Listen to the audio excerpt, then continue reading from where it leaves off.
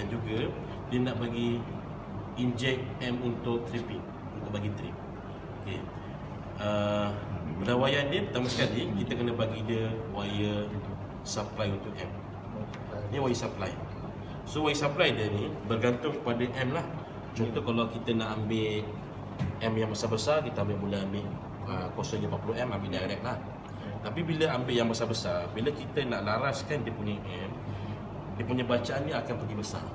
Kalau kita pusing sikit dia pergi 10 M, 20 M. Jadi kalau untuk yang pakai kecil, kita kena pakai resistor untuk dapatkan bacaan kecil. Bila bacaan kecil, bila kita setting dia punya direct ni, ini namakan variable Ini bahagian M, ini bahagian M, ini untuk bahagian tripping. Okay, kalau perasan tadi, dia ada tripping contact kan. Okay, tripping contact tu dia nak bagi supply pada relay supaya relay tu dia bagi supply kepada shunt trip coil. Okay. Jadi yang ni ibarat kita bagi supply yang lebih lah yang ni kepada dia punya tripping contact. Yang ni? Okay. Ini wire supply daripada arus. Ini ibaratnya daripada CT lah. Yang ni berarti? Dia daripada CT. Oh. Okay.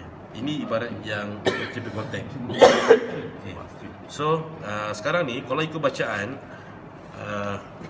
tuan-tuan nak inject 2.5 M. Okay. 2.5 M boleh on. Ni dah on supply.